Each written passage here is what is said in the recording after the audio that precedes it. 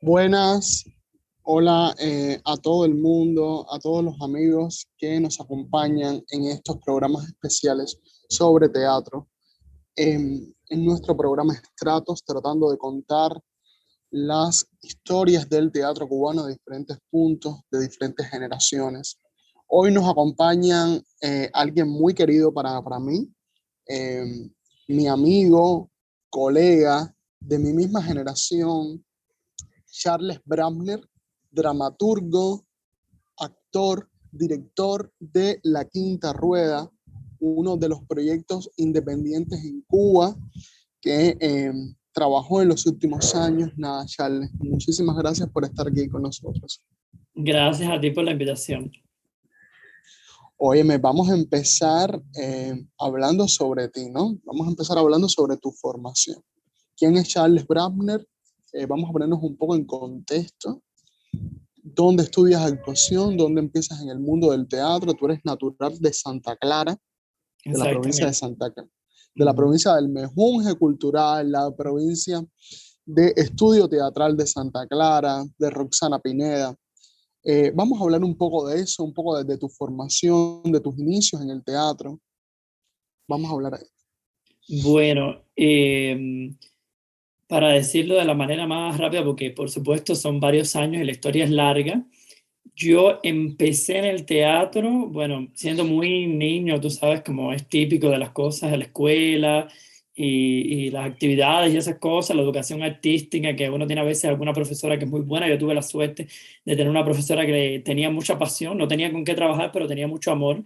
Y entonces por ahí empezó la situación. Y el personaje protagónico de la historia es mi madre, por supuesto, que es una mujer con una personalidad muy particular. Y entonces fue ella quien siempre me estuvo como moviendo en el ambiente teatral. Pero como tal, la primera formación teatral, que lo que yo pudiera considerar formación teatral, con clases, con un rigor, con una constancia en el trabajo, fue en el Mejunje, precisamente, de Silverio, que en aquellos años tenía, creo que todavía lo mantienen, yo no puedo afirmarlo ahora, pero en aquellos años lo tenían. Eran varios grupos de teatro. O sea, además del proyecto del Silverio, tenían una compañía infantil que la dirigían en aquel entonces Marilena Ríos y Guillermo Galvez. Esa compañía después desapareció porque ellos se fueron del país, pero ellos tenían esa compañía en el Mejunje, hacían funciones casi todos los fines de semana, pero o sea, con cierta periodicidad, y tenían un grupo de niños con los cuales hacían sábado taller, un sábado en la mañana, el taller como, ¿sabes?, clase, formación teatral, y el domingo en la mañana, entonces hacían lo que es más bien las funciones, o sea, las presentaciones al público. Y ahí me empecé a formar yo. O sea, mi mamá se enteró a través de unas amistades, yo fui, hice las pruebas de aptitud, ellos hacen una pequeña prueba de aptitud, y ahí empecé. Esa fue mi primera formación y es una de las formaciones que más agradezco. Yo estoy en contacto con ellos todavía, con esos dos primeros profesores que tuve, y fueron los que me enseñaron las cosas más básicas y en el lenguaje más simple del teatro. Eran cosas como, yo las recuerdo como si me los estuvieran diciendo en este momento, era como, si tú te lo crees, el público se lo cree. Cosas tan simples como esas, o sea, oraciones, sentencias teatrales, tan claves como esa que han sido fundamentales después para toda la formación y que yo además le he transmitido, le he enseñado a mis colegas, a mis amigos con los que he trabajado y también a los alumnos cuando los tuve. Cosas como esa, cosas como el tema del aquí y el ahora fue fundamental, el tema de la verdad. Y yo, para resumir el tiempo en esa compañía, yo estuve 10 años ahí trabajando, desde los 8 años hasta que me moví a Lisa a los 18. Y de 18 a 19, entre 10 años más o menos. Y yo estuve ahí constantemente todos los fines de semana trabajando con ellos y también a veces entre semana, todos los veranos, haciendo giras por toda la región central de Cuba, todo lo que es la cordillera de la Escambray que conecta Santo Espíritu, Cienfuegos y Villa Clara. Estuvimos trabajando en ese proyecto y fue maravilloso. Yo aprendí de todo con ellos, de todo lo que tiene que ver con el teatro esencialmente. y también muchas lecciones de vida, pero bueno, estamos hablando del teatro. Y allí en la compañía había una manera muy particular de trabajar que yo después siempre me gustó conservar, que era que ellos trabajaban a la manera de Caravaggio, o sea, un poco parecido a la comedia del arte. Había como personajes fijos, nosotros todos teníamos 2 o 3 personajes fijos y entonces teníamos un guión que no estaba todo escrito, o sea, no era como una obra de teatro todo escrito, sino que era un guión con pautas y nosotros simplemente nos leíamos esas pautas y improvisábamos de una pauta a la otra. O sea, el personaje entra, saluda, está bravo porque la mamá lo regañó, por poner un ejemplo más simple. Y entonces de ahí saltábamos. La pausa que seguía es cuando el otro personaje te dice tal cosa, que es cuando el personaje quisiera, tú le respondes y entonces ahí seguía la situación y había como los puntos de giro, que es lo que llamarían los dramaturgos, era lo único que teníamos. Y nosotros íbamos improvisando los diálogos, íbamos improvisando las cosas. Por supuesto, se tenía coreografías intermedias, cosas muy infantiles, al estilo aquel de las actividades infantiles de ese tiempo, ¿no? Pero fue maravilloso eso porque la constancia de todos los días y el training fue espectacular, espectacular. Estando en esa compañía, ya después que llevaba como 5 o 6 años en esa compañía aproximadamente, yo voy a los exámenes en la escuela de teatro de Santa Clara, que es lo que viene siendo la ENA de Santa Clara, pero que en las provincias se llamaba, porque se fundaron después las escuelas profesionales de arte. Había que le decía provinciales, pero no profesionales, escuelas profesionales de arte. Y yo estudié ahí en una escuela que se llamaba Samuel Feijó. En ese entonces ya eso también se movió a otra institución y ya todo eso cambió.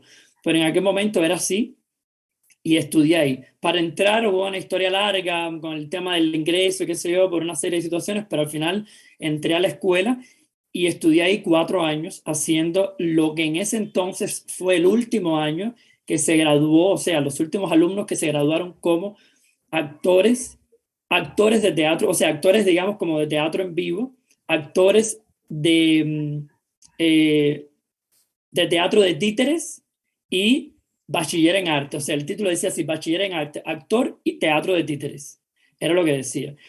Y fueron, bueno, 4 años también con todas las penurias y las cosas de una beca. Yo no estaba becado, pero me quedaba mucho en la escuela porque yo tenía una cierta inquietud con las clases y hacía también teatro por las noches. O sea, yo estaba por el día en la escuela y por la noche hacía teatro. Entonces prácticamente vivía en la escuela, me quedaba muchísimo ahí en los cuartos, en la beca con los muchachos y un poco llevaba también esa vida. Ahí estuve 4 años, tuve profesores maravillosos, como Roxana nunca fue mi profesora en la escuela, pero sí yo tenía un contacto con ella porque Joel Sáez, que en ese momento era su compañero de vida, su pareja, era profesor en la escuela y entonces nosotros accedíamos mucho al estudio teatral de Santa Clara, íbamos a su espectáculo y por ahí fue la relación con Roxana, a quien yo escogí como una especie de madre del teatro porque es una actriz fantástica. Y entonces aprendí mucho de verla, sobre todo de verla, y de ver sus demostraciones de trabajo, sus funciones, su espectáculo. Yo iba constantemente y repetía las funciones solo por ver a Roxana.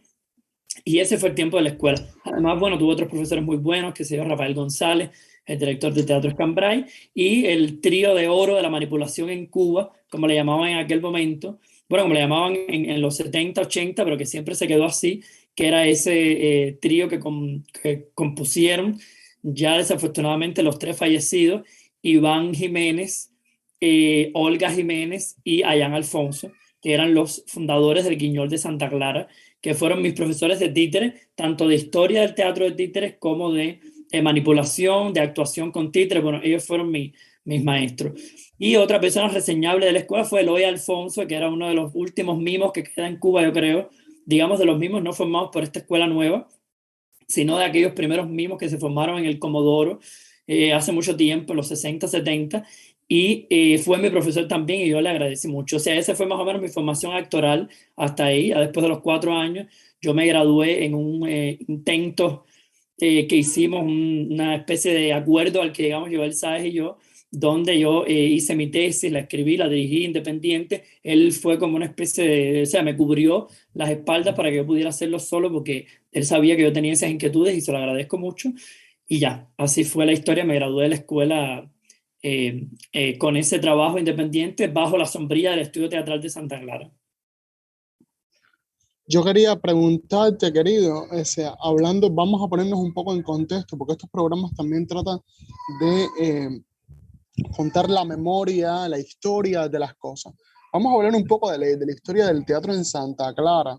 Sí. En un inicio, el mejunje Silverio, que ha representado una figura mítica de el arte cubano, de los artistas cubanos y de los teatristas cubanos.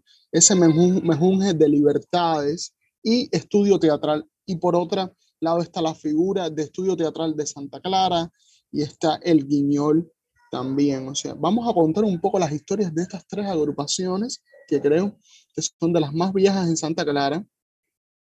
Y de dónde vienen, qué sabes, qué nos puedes hablar sobre esto. Empezamos por el mejunje. ¿De dónde Bueno, viene Silverio? ¿Cómo se sí. funda? ¿Cómo adquiere ese espacio de libertad, ese espacio que es hasta transgresor para un país conservador y militarizado como Cuba?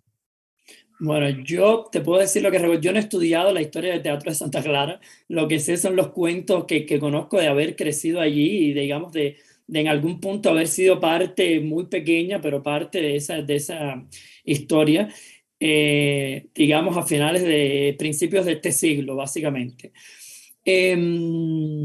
Bueno, yo te puedo contar, el Mejunje, yo lo que más recuerdo así, lo que he escuchado en las historias, es que era ese lugar en ruinas el cual Silverio fue creando de la nada, levantando de las cenizas, y él fue llamando a la gente, eso se lo he escuchado contar al mismo Silverio en persona. ¿Qué año estamos hablando? 90 y pico, se funda el mejunje, ¿no? Estamos hablando finales de los 80, inicio de los 90, según Ya. sé yo, finales de Wow. los 80, inicio de los 90. Silverio es una persona que viene del Centro de Experimentación Teatral de Las Villas, que fue un grupo súper importante para el teatro cubano, dirigido por Fernando Sáez, el papá de Joel Sáez, y que fue un grupo clave en la historia según conozco, según he leído, según he escuchado, en la historia del teatro cubano y específicamente en la historia del teatro en el centro de la isla. Fue un grupo donde se formaron grandes actrices y actores como Carmen Payas, por ejemplo, que todavía sigue activa en la radio sobre todo. Y ahí, bueno, en fin, hay un montón de nombres que no habría que mencionarlos todos ahora, que se llaman Carmen Payas, Nelson Águila, son nombres que me vienen a la mente. Margot Álvarez estuvo también allí, que después fundaron, son gente que también después fundó otro grupo. En el caso de Silverio, él tenía Los Colines, que era un grupo de teatro que se creó después, que fueron como ramificaciones cuando el Centro de Teatro de las Villas desapareció, creo que por contradicciones entre los miembros, también por otras cuestiones. Eso se desintegró y se crearon otros proyectos. Y el proyecto de Silverio fue uno de esos. Entonces Silverio viene con esa formación actoral. Él había hecho hasta donde sea la bicicleta azul allí, en el Centro de Experimentación Teatral de las Villas y todo. Bueno, los libros están ahí, se pueden buscar quien quiera saber los detalles. Pero sé que Silverio viene de ahí y entonces el mejunje nace como esa necesidad que tiene Silverio por su personalidad también. Por eso es que creo que es un lugar tan específico. Y él se va buscando por el Parque de Santa Clara, así es como yo lo escuché contar, por el Parque de Santa Clara se va buscando la gente que no tenía un espacio donde estar, eran los marginados. El Mejún es un lugar que siempre fue con los marginados sociales, ya sea por convicciones sociales, por convicciones políticas o por las convicciones que sea. Pero fue un lugar que se fundó así. Él iba recogiendo a la gente por la calle, así, oye, vamos para el Mejunjo, que había un lugar, que había una actividad, hacían como una especie de Mejunjo, específicamente como una especie de, a veces era como un ajíaco, a veces era como una infusión de hierbas, perdón, y eso era lo que compartían allí en la noche tarde. Entonces era eso, la gente sacaba era el talento local, que tú sabes que bajo ese nombre se ha encerrado en Cuba de lo humano y lo divino. Entonces allí se presentaba el talento local y entonces la gente cantaba y la gente salía y hubo, por supuesto, el público mismo, que eran todos ellos, iban escogiendo. Ahí, por supuesto, fueron a parar en ese momento todos los marginados, como ya te dije, que eran los homosexuales, los travestis, los drogadictos, los rockeros, las cosas que eran diversionismo ideológico, que nadie quería escuchar, que nadie quería ver por cuestiones, ya te digo, religiosas, políticas o sociales o convenciones de las que fueran, era la gente que nadie quería ver. Entonces ahí iban a parar todo. Eso fue un proyecto que al principio nadie quiso, nadie quería ese lugar. Después Silverio, con su personalidad y con todas las cuestiones, no sé los detalles, pero sé que lo fue negociando con las autoridades. Incluso el presidente de Cuba actual, Miguel Díaz-Canel, era en ese momento un líder político en Santa Clara, en Villa Clara, ¿no? En la provincia, y según cuenta el mismo Silverio, hubo apoyo de él y hubo apoyo de otra gente. Pero al principio yo recuerdo que nadie quería ese lugar y después entonces poco a poco, mediante negociaciones y cosas que no sé cuáles fueron exactamente, ese proyecto se fue consolidando y fue poco a poco siendo aceptado. Ahora, cuando te digo poco a poco, estamos hablando de más de una década, porque yo llegué al Mejunje en el año 2002. Yo tenía 8 años y yo todavía recibía malos comentarios y malas miradas por ser un niño que estaba yendo al Mejunje. O sea, todavía había mucha discriminación. Si tú ibas al Mejunje es porque tú o eras homosexual o eras un degradado social, ahí no se podía ir, o era porque tú te mezclabas y apoyabas a esa gente que eran otro tipo de escoria. Digamos, la escoria que se fuera una y la escoria que se quedó estaba en el Mejunje, en el caso de Santa Clara. Eso era así socialmente, yo lo recuerdo perfectamente.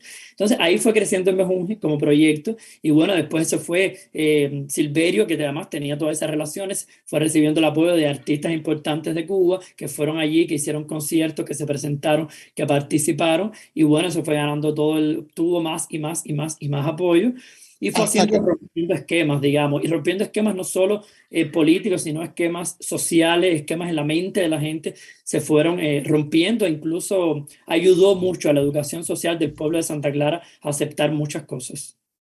hasta crear el festival de pequeño formato en Santa Clara, ¿no? O sea, Exacto. fundar también dentro del Mejunje, de aquellas ruinas, una sala que se ha vuelto importantísima en Cuba, que casi todos los teatristas han pasado por ella, que es la sala Margarita Casayas, Exactamente. ¿no? Yo estuve pues, Eh, siendo un niño en esos festivales de teatro de pequeño formato. Nosotros a veces teníamos encargado de hacer parte de la apertura, parte de la clausura. O sea, yo estuve ahí, veía las funciones y realmente hubo años donde a pesar de todas las condiciones y los problemas, se presentó allí muy buen teatro en esa sala, que en ese momento no era la sala que se conoce hoy, la sala Margarita Casalla. Eso es una historia posterior. Eso era, el Mejunje era más pequeño, era solo el lugar primigenio, era solo la mitad del espacio que hay hoy, el resto eran unas ruinas, como una especie de una empresa en ruinas, una cosa muy rara allí en ruinas, y solo era eso al aire libre. Y allí se vieron funciones bajo agua que no se detuvieron, se vieron funciones bajo el más terrible sol a cualquier hora de la tarde. Allí se hizo magia. En ese Mejunje era un lugar espectacular y hubo muy buenos festivales de teatro de pequeño formato, hechos a pulmón, no solo por Silverio, sino por toda la gente del Mejunje, por todos los teatristas que iban allí como podían, además de bueno, los apoyos y las cosas que conseguían. Querido, el guiñol que mencionaste, vamos a hablar un poco de eso. En un programa estamos hablando de los camejos y de cómo fueron fundando los guiñoles en cada provincia con la gente de Teatro Viajero, con Carmela. Ahora, háblame un poco de Guiñol, de la fundación del Guiñol, de las personas que lideraron eso. ¿En qué estado está el Guiñol? Hay muchos guiñoles que han desaparecido. En Camagüey me contaba Mario Junquera que el Guiñol acaba de desaparecer como ya proyecto artístico. En Santa Clara se sigue manteniendo, a pesar de que sus fundadores ya murieron. Cuéntame un Sí, poco de eso. hasta donde yo sé, en Santa Clara todavía existe Quiñol. La directora última que conozco, que creo que es la que está activa en este momento, es Odelía Alonso, a quien conozco muy bien porque fue la subdirectora de teatro con la que tengo además amistad. Sé que es la directora ahora y creo que ese proyecto lo están liderando sobre todo Odelí y Abdel, que es su esposo, que además es graduado de LISA, que fue mi profesor de actuación también en la escuela de Santa Clara. Del Guiñol de la Fundación, yo creo que fue básicamente igual, probablemente ya, ¿cómo se llama? En este programa ustedes han hablado sobre eso, fueron ellos fundando los grupos de teatro y sé que le escuché contar a Olguita, a Iván, a Jan en distintos momentos cómo fue que ellos se unieron al Guiñol de Santa Clara, o sea, cómo fue la convocatoria, este tipo de llamado que hicieron por las organizaciones de masa que había en ese momento, de estaba todo ese auge revolucionario de hacer cosas por la patria y por la revolución, y entonces ellos o sea, se unieron, se sumaron a ese proyecto y fundaron el Guiñol. Yo no sé todos los detalles realmente, sé que lo he leído y todo, pero sería hacer mucho ejercicio de memoria ahora recordar tantos detalles. Pero sí recuerdo que pasó como muchos grupos que se fundaron en ese momento, llegó un punto en que hubo una decadencia muy, muy marcada en varios de esos grupos, como el Guiñol de Santa Clara no fue la excepción. Cuando yo conocí el Guiñol de Santa Clara, estaba cuando yo lo conocí como niño, había muy pocas funciones, no porque la gente no quisiera hacer funciones, digamos, los actores, sino sobre todo porque las condiciones que tenían eran pésimas. Yo conocí un Guiñol cayéndose a pedazos.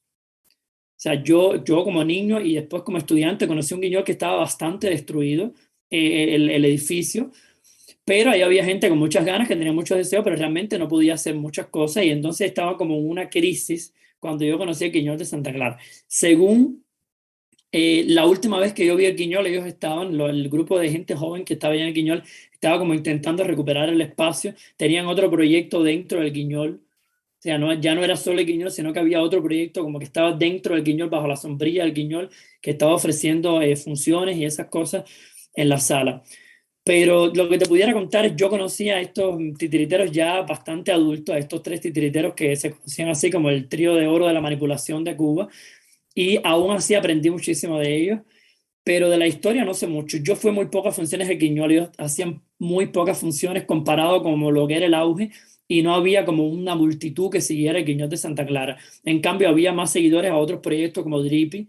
Cuando yo era niño, lo que yo recuerdo, había otros proyectos como Drippy, donde era una actriz del Guiñol y del Escambray, Margot Álvarez, que se había ido del Guiñol y que entonces creó este grupo, ella sola, o sea, ella con su esposo y otra, su hijo, y tenían este grupo que era con el que hacía funciones.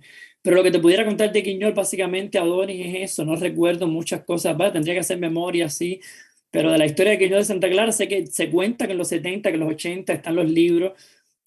Fue maravilloso, había funciones espectaculares. Yo, gracias a Drippy, por eso te digo, yo conozco más del Quiñol, gracias a Teatro Drippy, a Wilfredo Rodríguez y a Margot Álvarez. Conozco más por ahí del Guiñol que por el mismo Guiñol, porque ya te digo, en mi niñez estaba en una crisis. En cambio, conocí, por ejemplo, la historia de Gulliver, el montaje famoso de Gulliver que hicieron extraordinario, de Gulliver gracias a un remontaje que hizo Wilfredo, que cuando se estrenó Gulliver era un niño y Wilfredo hizo un remontaje precioso que yo tuve la oportunidad de ver. Y que fue muy lindo y que hablaba mucho. Wilfredo contaba mucho de la historia del Guiñol, incluso mostraba fotos originales y todo dentro de la función, y creo que ese fue un momento clave que ayudó mucho a la historia del Guiñol de Santa Clara en el tiempo en que yo lo conocí. ¿Qué más te pudiera contar del Guiñol? Creo que esencialmente es eso. Quizás pude ver también ¿cómo se llama? Los Polluelos, que es un montaje clásico del Guiñol. Lo vi en la última vez que lo remontó a Jan Alfonso. Todavía Jan fue el último, ¿cómo se llama? Que, o sea, el último que todavía estaba activo haciendo mucho teatro, todavía dirigiendo, ya siendo muy viejito, y hizo remontada de los polluelos, que yo lo vi, que fue fantástico, que me gustó muchísimo, y pude ver esas obras así emblemáticas gracias a esas cosas que se iban remontando, que ya los maestros ahí como podían iban con los nuevos actores, y lo pude ver y lo disfruté muchísimo, pero es eso lo que recuerdo de Guiñol. Yo conocí un Guiñol así, a pedazos, ¿sabe? Fue así, por los maestros, un cuento de Olguita, un cuento de Iván, cuando estábamos hablando juntos. Es más o menos eso, ¿no? De Yo Guiñol. quiero, querido, que me cuentes un poco la historia de Estudio Teatral de Santa Clara. O sea, sobre sus fundadores, su formación, sobre Joel, sobre Roxana. Un poco, tú estuviste muy cerca de ese proyecto, tú de cierta manera eres un discípulo de ese proyecto, son como tus padres teatrales. Cuéntame un poco. El proyecto creo que se funda en los 90, ¿no? En pleno periodo especial. Cuando Exactamente. ese proyecto es uno En de el los proyectos que 89, si mal no recuerdo. yo creo que ese es uno de estos proyectos que se funda en esta década de los 90, finales de los 80, que surge precisamente desde teatristas jóvenes que estaban experimentando, teatristas jóvenes que estaban buscando maneras alternativas de crear, que se iba un poco de lo convencional, de lo que se estaba acostumbrado, de este teatro grande, de este teatro clásico, de este teatro de repertorio, como lo era el enigmático Teatro Estudio, Exactamente. como lo fue Buen Día también. Entonces, Exactamente. entonces este grupo es parte de esta generación de nuevos teatristas que son a su vez los padres de los más jóvenes. Vamos a hablar un poco de ellos, de cómo se funda y quiénes son, quién es Joel Sáez, quién es Roxana Pineda y Bueno, nada. Joel es un remediano, hasta donde se nació en Remedios, que se crió en una familia de teatro. Su papá era actor, era director de teatro y su mamá era actriz. Margarita Carvajal es la actriz del Centro de Experimentación Teatral de Las Villas. Y Joel creció, según él cuenta, allí dentro de ese ambiente teatral, él y su hermano, Nandi Sáez, que dirige ahora, ¿cómo se llama? Que es uno de los directores, creo todavía, no sé si está ahí todavía, de la Fundación Ludwig de Cuba. Entonces, Joel, o sea, viene de ahí, de esa familia de teatro, y bueno, se va a estudiar a Lisa, estudiar teatrología. Y Roxana es de La Habana, de ahí, nacida en El Vedado, y se va a estudiar, ¿cómo se llama? También a Lisa, a estudiar teatrología. Ella es un poco mayor, o sea, ella fue incluso profesora de ese grupo. Ellos ahí estuvieron muy influenciados, según cuentan y según está visto en la historia, estuvieron muy influenciados por las cosas que estaban llegando a través de Elmo Hernández, de el Odin Theatre, que ya tenía varios años de fundado en Europa y que va, digamos, ¿cómo se llama? Marcando pautas en lo que es el teatro de grupo o sea, en lo que es Cuba y también Latinoamérica. Ellos estuvieron muy influenciados por las Islas Flotantes, ese librito que todo el tiempo habla, que todo, tienen como una Biblia mucha gente. Para ellos fue muy importante ese contacto. Después ellos conocieron a Eugenio y entonces por ahí estuvieron muy, muy, muy influenciados por el Odin Theatre. Cuando ellos se gradúan de Lisa, ya Roxana se había graduado un poco antes, era profesora, estaba dando clases ahí, profesora. Estamos hablando del tiempo en que la doctora Graciela Pavolotti era la decana de la facultad, en que estaban, bueno, otras maestras como Gloria María y otra gente. Roxana era profesora allí, dando clases en la escuela, y ellos finalmente, cuando Joel se gradúa, deciden fundar, lejos de, digamos, del mainstream, del espacio principal, del ambiente teatral principal que era en La Habana, deciden fundar el Estudio Teatral de Santa Clara en Santa Clara. O sea, irse de allí y fundar un grupo lejos de, digamos, la línea principal donde se hacía teatro en Cuba. Y eso, por supuesto, ya fue una decisión arriesgada, ya fue una decisión complicada. Irte a un lugar, tú sabes que está esta famosa frase, que además es muy maravillosa de la genialidad del cubano, que es La Habana es La Habana y lo demás es áreas verdes. Entonces, tú irte de La Habana, del centro, a fundar un grupo de teatro en las áreas verdes ya es una decisión arriesgada. Ahí ellos fundan el grupo de teatro alejados del repertorio del teatro cubano. O sea, hay como, no vamos a hacer teatro cubano, vamos a hacer otra cosa, vamos a buscar los mitos, vamos a experimentar, era la idea que ellos tenían. Según he escuchado, empiezan trabajando o en los primeros años tuvieron tiempo trabajando en lo que era el tercer piso del teatro La Caridad, que es como decir el teatro principal de Santa Clara. Entonces ellos ahí en el tercer piso había como una especie de ático con un tabloncillo y ahí ellos empezaron trabajando el estudio teatral, que en ese momento eran solo 3 personas, eran Roxana, Joel y el hermano de Joel, Nandi Saez. Y entonces ahí empieza, el grupo empieza así y ellos crean su primer espectáculo que es El Lance de David.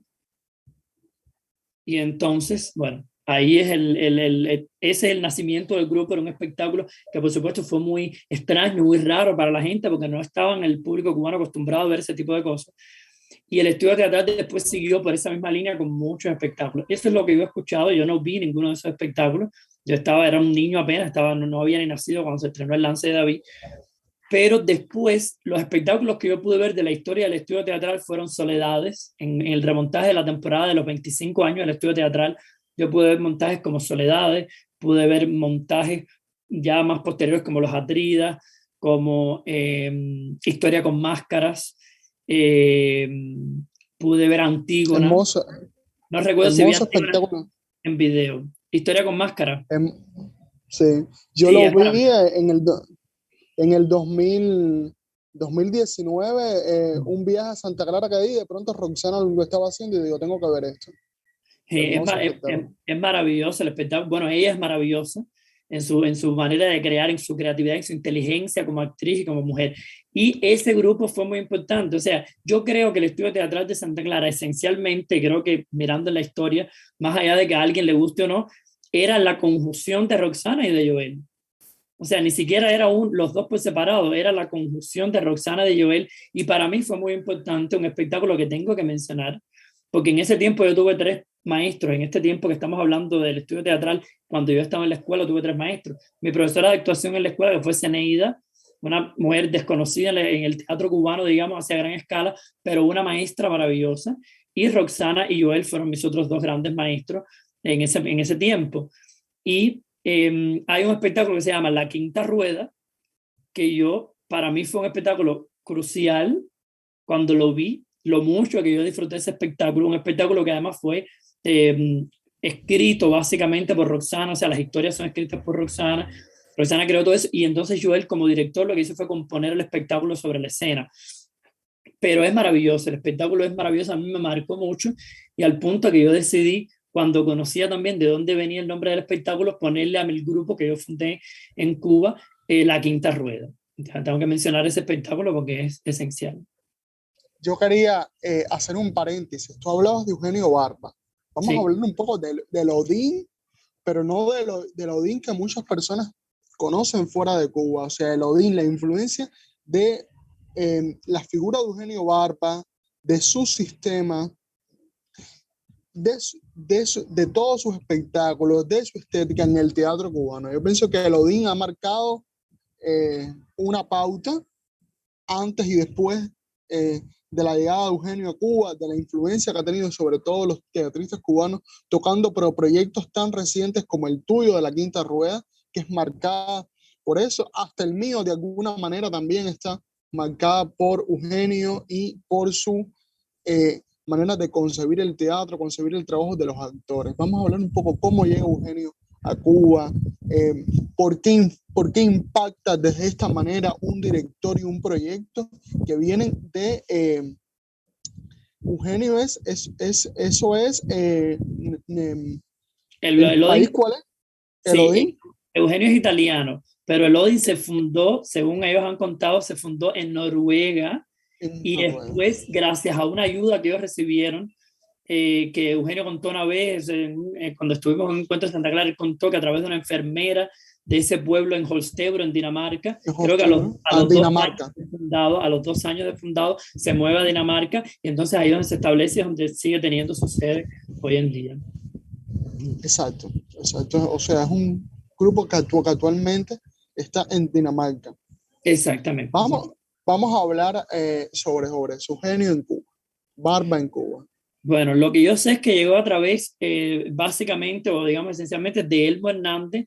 Sé que también la doctora Raquel Carrió tuvo una influencia considerable dentro de eso, por supuesto, el Buen Día, pero creo que sobre todo lo que yo sé es que por el cuento que me han hecho es que Eugenio llega a Lisa con Elmo Hernández. O sea, es que cuando ellos llegan a Lisa, ellos vienen acompañados por Elmo. Creo que Raquel, que también tiene muy buena relación con Julia Barley, que es otro pilar fundamental del Odín, en todo lo que tiene que ver no solo con la actuación, sino con toda la gestión y todas las cuestiones del Odín Teatro. Ellos llegan a Cuba por ahí, primero por sus libros, antes de llegar físicamente llegan por sus libros, y toda la teoría de Eugenio con la antropología teatral, todo lo que había descubierto Eugenio junto a Grotowski, todo lo que habían teorizado, después los viajes de Eugenio por Asia. Entonces va creando toda una teoría teatral y toda una antropología del actor, eso que después él nombra y crea en el diccionario y todo, que es mucho más reciente, pero llega a Cuba por ahí, y cuando llega a Cuba, según cuentan, lo que se encuentra es un supuesto teatro barbiano, un supuesto teatro grotowskiano que nada que ver con lo que él decía. Incluso está esa famosa anécdota que Eugenio, una cosa que le están presentando en el ICE, Eugenio se sube al escenario y para aquello y dice, no, eso no es el teatro que yo hago. Y entonces ahí se empieza a crear como toda una, digamos, una desmitificación de lo que la gente había entendido que era el teatro, ¿cómo se llama? Que hacía el Odín Teatro, que hacía Grotowski. Entonces, el mismo Eugenio, el mismo grupo de teatro son los que empiezan como a desmontar eso y ofreciendo los talleres y todo, empiezan a explicar qué es lo que ellos realmente hacían. Lo que sé es eso, sé que sí fue muy importante porque creo que todos nosotros hemos leído Eugenio Barba después, ¿no? Después de los libros nos fueron entregados así mismo por los maestros que uno tuvo. El mismo Joel fue quien primero nos habló en la escuela, que era una cosa que además yo recuerdo y esto no está, creo que en ningún lugar de la historia oficial ni nada, porque eso no se va a recoger en la historia oficial, son discusiones políticas y directivas, digamos, pero no querían que se hablara en la escuela de Eugenio. Yo lo recuerdo de mi tiempo. No querían que se hablara de Eugenio Barba en las escuelas de actuación, porque entonces había que seguir ese método de Stanislavskiano, esa cuestión. Entonces se hablaba poco y era una cosa como muy así, a la gente no le gustaba mucho y había todo ese resentimiento. Resentimiento que viene de antes también, o sea, que no es una cosa que fue con mi tiempo que empezó. Según tengo entendido, venía de antes, de mucho antes, en el tema, ¿cómo se llama?, de la escuela, que se yo, finales de los 80, cuando esta gente todavía estaba estudiando. Que había siempre esa cosa de no, de que Eugenio no, y de que sí ese teatro, y que sea un poco raro, y que Eugenio también, que siempre ha sido tan contestatario, y lo poco que le gusta a la gente contestataria, ¿cómo se llama?, a la estructura política en Cuba. Entonces, imagínate tú. Y sé que ¿Por qué todo tú ese crees, dilema, todo ese por dilema qué al tú inicio. crees, por qué tú crees que impactó también un teatro que viene de Europa, un teatro que viene de Noruega, de Dinamarca, el Odín? ¿Por qué tú crees que esos espectáculos impactaron esa concepción de concebir el teatro desde la acción, ese trabajo? ¿Por qué tú crees que impacta en esta isla caribeña, que nosotros entendemos, ¿no?, lo que es la relación humana como de una manera más superficial, vamos a decirlo así, es como más de instinto? ¿Cómo, Yo ¿Por qué creo, impacta bueno, un yo creo que teatro, sí. No es la primera un vez teatro que una de teoría una, europea, sí. ya, ya, sí. Es un teatro como de una estética muy bien pensada, muy bien. Y nosotros hemos sido elementales muchas veces durante muchos años, ¿no? Y de pronto llega eso a nosotros. Bueno, no es yo creo que no es la primera vez que una teoría que viene de Europa impacta tanto en Latinoamérica, o sea, y en los países, y en Cuba específicamente. Ya había pasado con Brecht, ya había pasado con otra gente. O sea, eran teorías mamós de hacer metodologías, prácticas escénicas que impactaron en Cuba y que, digamos, que impactaron, que tuvieron como una conexión, que se entendieron, que se asumieron.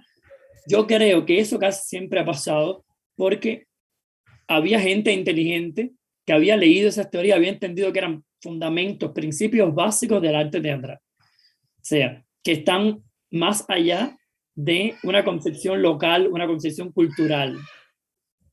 Entonces, Eugenio también estuvo mucho tiempo en Latinoamérica.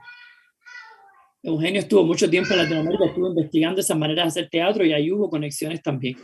Otra cosa importante que tengo que mencionar, que me parece que es esencial, es que no fue solo el Oden quien estaba llegando en ese momento y quien tenía conexiones con Cuba en ese momento y quien estaba entrando a Cuba. Hay una figura importante del teatro latinoamericano que es Santiago García y Teatro La Candelaria, que también con una estética totalmente diferente, se pudiera decir, y con una manera de hacer teatro diferente, la creación colectiva, y estaba teniendo un impacto fundamental. Yo recuerdo siempre a Joel Sa y a otras personas en Elisa también diciendo que Eugenio, cuando llegó Santiago García con la Candelaria a Cuba, hicieron su espectáculo Guadalupe años 50, fue fundamental. O sea, eso cambió la concepción de muchos creadores de teatro en Cuba, de muchísimos creadores de teatro en Cuba.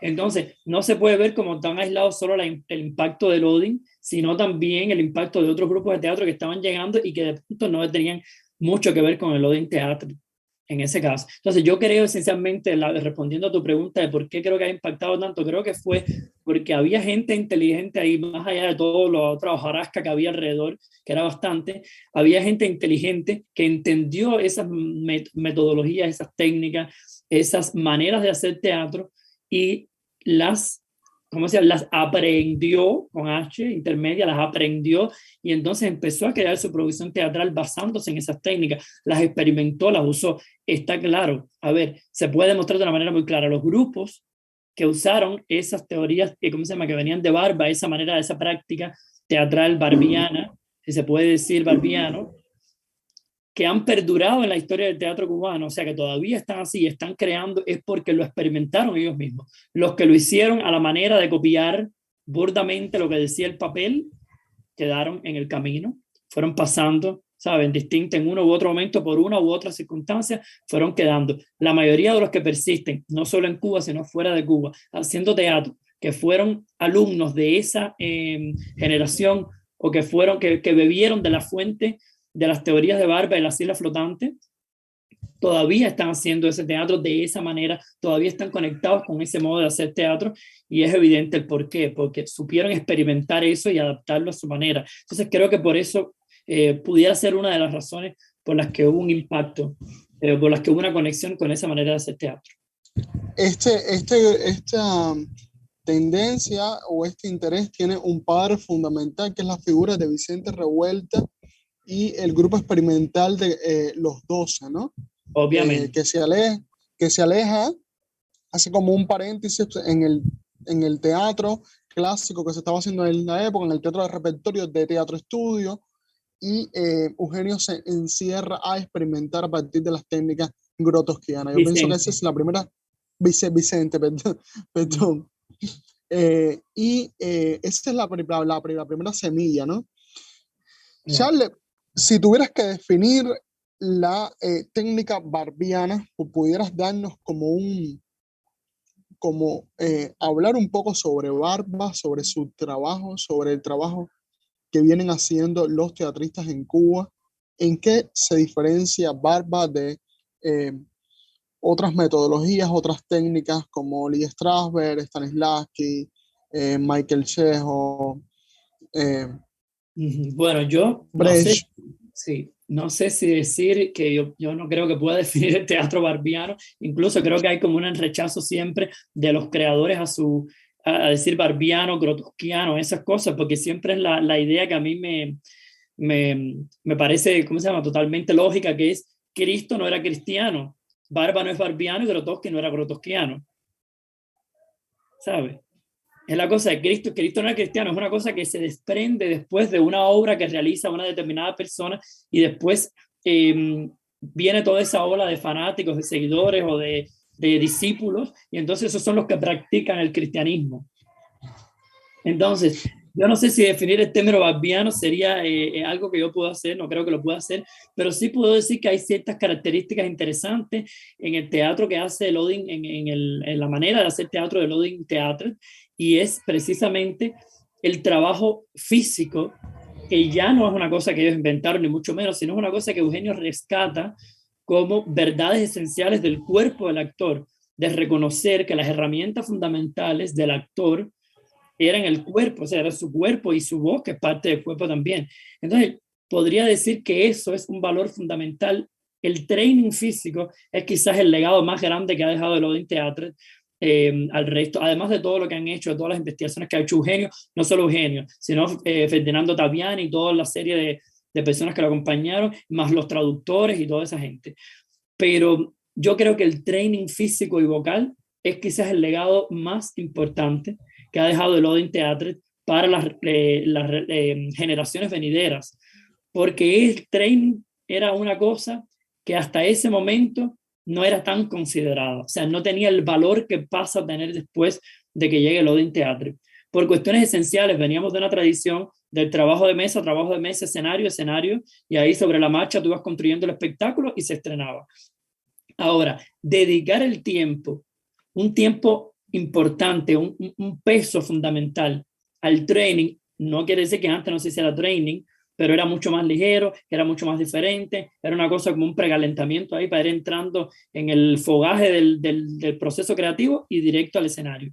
Ahora, el que se le dedique 1 hora, 2 horas, 3 horas al training, hubo gente que le dedicó mucho más, es un legado de lo del teatro.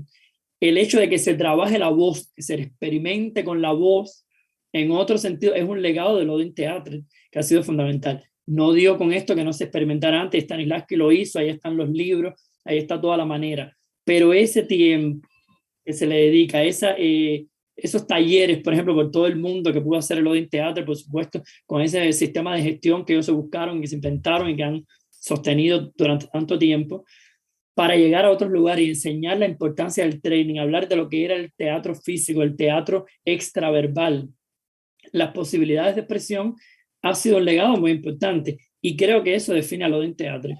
El training del actor, o sea, la preparación del actor, que puede ser o pudiera pensarse como una continuidad de la idea stanislavskiana del trabajo del actor sobre sí mismo. sea, ya Stanislas que lo dejó en sus últimos tiempos, el actor trabajando sobre su cuerpo, sobre su voz, y Eugenio, ¿sabes? Resaltó mucho sobre eso, remarcó mucho esa idea, remarca mucho esa idea en sus trabajos creativos, en sus procesos creativos, y creó toda esa red que ha sido el Odin Teatro. Creo que eso puede ser el legado del Odin y puede definir lo que, o puede ser una quizás de las cosas que define al Odin Teatro, y que lo conecta con toda esta historia, ¿cómo se llama? Con el continente latinoamericano, sus viajes, por supuesto, y por supuesto la relación de Eugenio con el teatro oriental, o sea, con el teatro en la otra parte del mundo, que de ahí es donde viene el basamento de su teoría. Sus teorías que son esenciales para entender la historia del teatro mundial. Querido, vamos a hablar de otra etapa en tu vida, vamos a ir como Vale. decantando y cada una tiene como sus laberintos, sus puertas. Eso es lo maravilloso del teatro, ¿no? Que al final nosotros somos herederos de una memoria escénica cubana y internacional, y cada uno de nuestros pasos, por muy pequeño que sea, al final somos jóvenes nacidos en el 93, tú y yo. También cada puerta nos conecta con la historia del teatro de Cuba y del mundo. Vamos a hablar de la dramaturgia, vamos a hablar de tu carrera de dramaturgia en Elisa. ¿Por qué decides estudiar dramaturgia? Tú venías de actuación, Sí. tú venías de una carrera más práctica, o totalmente para práctica, y decides cambiarla para escribir. Dime, Bueno, ¿qué inquietudes tienes en eso y cómo fue tu carrera? ¿Qué definió Elisa para ti en dramaturgia?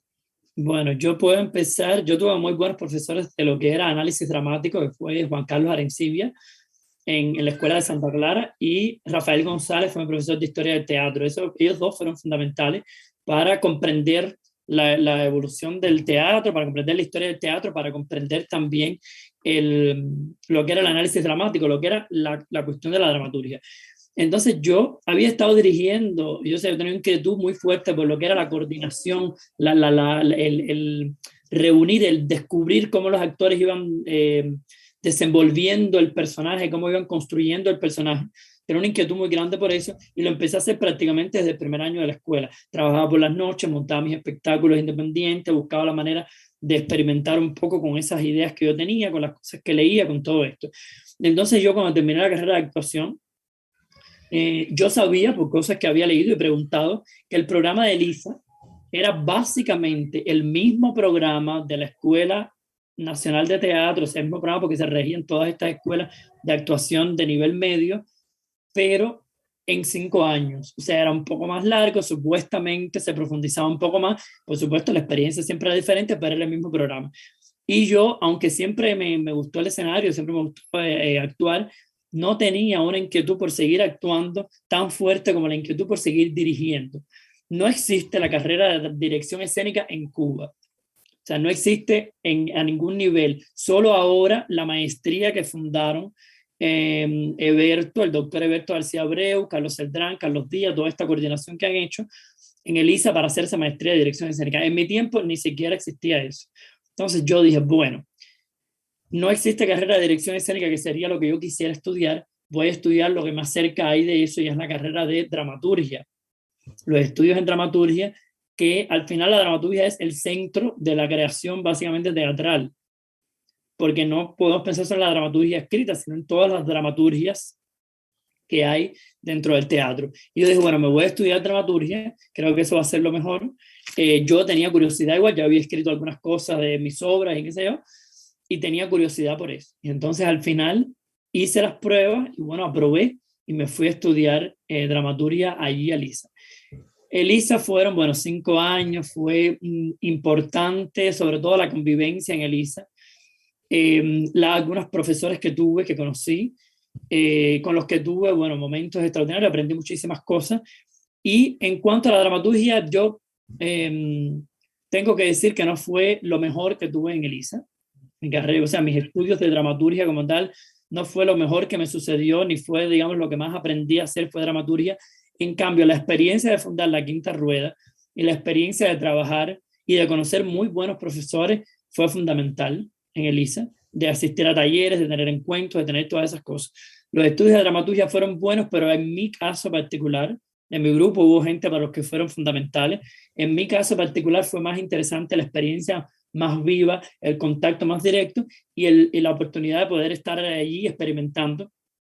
Que igual fue una oportunidad que me busqué, que me abrí ahí, me inventé yo solo en los predios de Lisa, pero que sí fue muy importante el contacto con otra gente, con otros colegas que venían de otras experiencias, de otras cosas.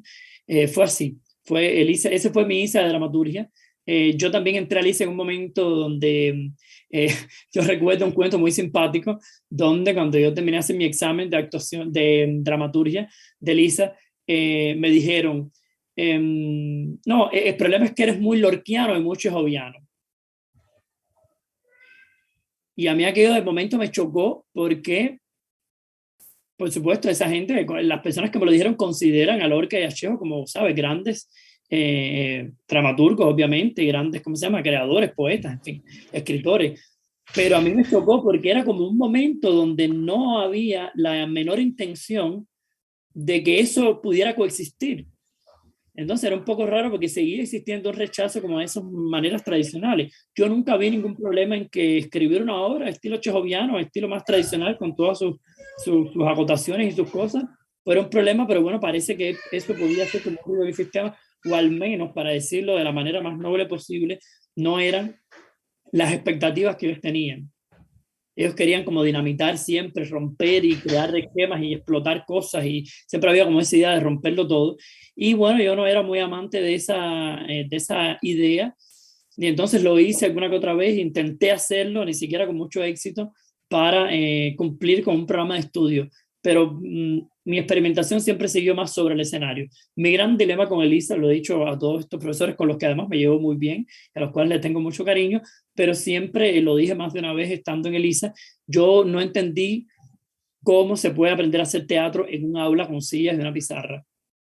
Yo siempre tuve un problema con eso, porque yo vengo de otra escuela, donde yo aprendí a hacer teatro, como te expliqué, en la compañía infantil sobre el escenario, a crear la dramaturgia sobre el escenario, y después en el estudio teatral a que ellos se hacía sobre el escenario, training físico y construcción sobre el escenario. Por lo tanto, a mí me chocó porque yo veía que mi experiencia me demostraba que incluso cuando tú trabajas con un texto, ese texto se reescribe.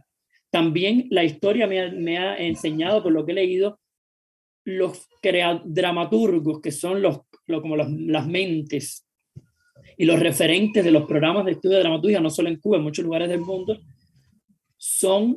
eran miembros de compañías de teatro y sus obras eran escritas, probadas en el escenario y reescritas, porque la mayoría de esos creadores tenía una compañía de teatro. Entonces hacía adaptaciones y escribía sobre la marcha. En cambio, yo sentía que en el programa de Lisa, que es muy bueno, había todavía una falta no sé si existirá todavía, porque creo que cuando nosotros terminaron reformaron ese programa, no sé qué habrán hecho, porque ya no tengo contacto con el día a día con lo que se hace allí, pero le faltaba escenario a aquello. O sea, le faltaba escenario, le faltaba probar. Había como una pretensión de que se escribiera la obra y esa obra fuera escrita y se escribiera y se publicara. Yo respeto eso, pero no era mi estilo, no era mi manera de ser y considero que el teatro debe escribirse al pie del escenario, probarse en el escenario y después reescribirse. Y bueno, ya después esa forma, digamos, como de esa pauta escrita es la que que guarda después y con la que otros creadores, que funciona para que otros creadores la monten, la trabajen, la adapten, la versionen, como tú estás haciendo con Shakespeare, por ejemplo. Pero todo eso se escribía al pie del escenario. Shakespeare no estaba en su casa escribiendo, lo mandaba para allá, lo publicaba en una editorial y después eso lo montaba a otro director que le gustaba porque era bonito.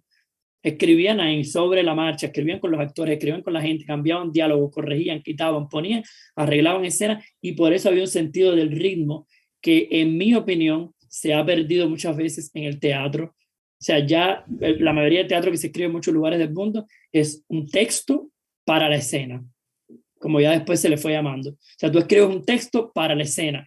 En cambio, yo estoy casi convencido, y a lo mejor estoy diciendo un gran disparate, pero estoy casi convencido de que el teatro se escribía un texto para la escena, pero se pasaba por la escena, se cambiaba, y lo que nosotros hemos recibido es una pauta que ya pasó por el escenario. Hoy se hace de otra manera, se escribe la obra linda, se publica, y entonces después la gente hace los picotillos y las cosas, pero lo que queda publicado es eso primero que se escribió, que no ha pasado la mayoría de las veces, o en muchos casos, por el escenario. Y entonces estamos teniendo una pauta que no ha pasado por el escenario, y es bueno tener esa diferencia en cuenta. Y fue mi experiencia un poco con Elisa, digamos, con mis contradicciones, pero en resumen fue un tiempo maravilloso donde tuve unas experiencias personales extraordinarias y bueno, profesores también muy buenos con los cuales aprendí muchísimo. Charles, querido, para ir como cerrando el ciclo de Elisa, siempre carreras como más de teorías como dramaturgia o teatrología han tenido una rigurosidad en la manera de ser impartida. Sin embargo, hay un problema con las carreras prácticas del teatro. Dirección sigue estando ausente de Elisa, a pesar de que ahora es un posgrado, pero todos sabemos que un director no se forma en un posgrado, se forma durante muchos años de trabajo y de reinvención. Y esta actuación, el caso de actuación, o sea, lo que está pasando con la cátedra de actuación desde mi punto de vista es caótica. Hay un problema de profesionalidad, hay un problema de formación con los estudiantes, sobre todo Elisa sufre sin ver vestida. ¿Qué pasa y por qué Elisa intenta darle como más fuerza a pesar de que los planes de clase sean más convencionales o no, dramaturgia o teatrología, pero aún así las carreras como prácticas, que es lo que necesitamos, ¿no? Necesitamos un teatro vivo, un teatro que se renueva, y seguimos teniendo como un teatro que tú dices, bueno, mira, yo me siento en cada sala de teatro, todo conocedor, y sabe qué teatro va a haber. Ya no hay un teatro que te impacte, ya no hay un teatro incluso de los más sólidos, estamos hablando de agrupaciones como Argos Teatro, como El Circo Encantado, o sea, ya las personas como teatro, el público, ya el público está acostumbrado a una poética, a una estética. No hay una inyección de teatro joven en Cuba, no hay una inyección de nuevas cosas, porque pienso yo que tal vez la educación práctica escénica está anclada y está estancada. ¿Qué piensas al respecto de eso? Bueno, eso, con lo que dices de dirección, ahora está eso del posgrado, no hay muchos estudios de dirección con anterioridad que se pudieran hacer, pero bueno, realmente no hay, en fin, las circunstancias son complicadas. Con el tema de lo que puede ser el teatro más joven, bueno, las circunstancias son muy complejas. Yo creo que soy la persona menos indicada para hablar sobre eso, porque de alguna manera yo hice muy poco, o sea, muy poco teatro en el sentido, muy poco teatro visible en Cuba. Yo nunca me insistí en la visibilidad, yo tenía más un interés por probar cosas con mis actores, por tener un espacio donde pudiera crear, por supuesto que el público lo viera, pero no insistí tanto en estar en los espacios jóvenes, en fundar espacios jóvenes. Yo me conformaba más con la tranquilidad de poder trabajar en un espacio tranquilo con mis actores. En cambio, yo creo que sí hay teatro joven. El problema es que no hay visibilidad para el teatro joven. O sea, yo estoy casi convencido de que hay gente con inquietud, como ha habido en todos los tiempos, de que hay gente que tiene necesidades, pero no hay. Es muy difícil conectar esas comunidades, es muy difícil que la gente se reúna, es muy difícil. Además, estamos hablando de un país envejecido, no solo por una cuestión, como dijeron una vez, del tema de la natalidad, por una cuestión de que hay una migración muy grande y que la mayoría de los jóvenes han emigrado. Entonces, todos esos factores son a nivel, como digamos, general, influyen. Ahora, yo creo que en las escuelas se pudiera experimentar mucho más con el tema de la formación actoral, se pudiera diversificar más los programas. Está, como muchas veces pasa en Cuba, en todos los lugares se enseña lo mismo a todas las medidas, y el teatro no es una cosa es una cosa como tantas otras que no se puede enseñar parejo para todo el mundo, para en todas las provincias. Lo que yo creo que se debería hacer es aprobar la experiencia que hay en cada lugar para que esa experiencia tenga una participación en la escuela. Creo que se luchó mucho sobre eso. Roxana y Joel lucharon mucho por eso. ellos, dentro de su manera de teatro que habían creado, tener una influencia en la escuela. Y casi siempre ese camino fue un poco cerrado, o sea, fue como manteniéndose al límite. Porque cerrar, eso corta la manera que corta la diversidad creativa que pueda haber. La experiencia es única en cada territorio, entonces puede haber un programa general, pero puede abrirse a otras experiencias porque eso es fundamental en la formación de los jóvenes. O sea, no se puede enseñar teatro. El teatro es una cosa que nace del momento. Creo que, si mal no recuerdo, fue la doctora Raquel Carrió, que en un momento, en una conferencia en ELISA, hace años ya, siendo yo estudiante, ella dijo, hay teatro en Cuba, era una conferencia sobre crítica, pero ella dijo, hay teatro en Cuba ocurriendo en casas, hay teatro en Cuba ocurriendo en espacios muy específicos, y la crítica no está yendo allí a ver, la crítica no está investigando en esos espacios, no hay un seguimiento de los teatrólogos, de los críticos, de los investigadores, de qué está ocurriendo en esos espacios. Entonces, ¿por qué Querido, no hacer eso? Sería fundamental que eso se hiciera para ayudar al teatro joven en Cuba. querido, vamos a hablar de la Quinta Rueda, la Vale. fundación de la Quinta Rueda. La Quinta Rueda, ¿por qué surge y cómo surge? ¿Qué es la Quinta Rueda? La Quinta Rueda es una necesidad. Yo tenía un grupo de teatro en Santa Clara, había hecho teatro con ese grupo. Terminé mi estancia en Santa Clara, ese grupo ¿cómo decir? Ese grupo se terminó, se cerró, porque yo me fui. Realmente yo era quien estaba liderando ese grupo, yo me fui a estudiar a La Habana, era una decisión tomada y los actores no quisieron continuar con ese grupo. Yo llegué a La Habana, yo venía de una tradición donde yo básicamente todos los días ensayaba, todos los días tenía ese ritmo.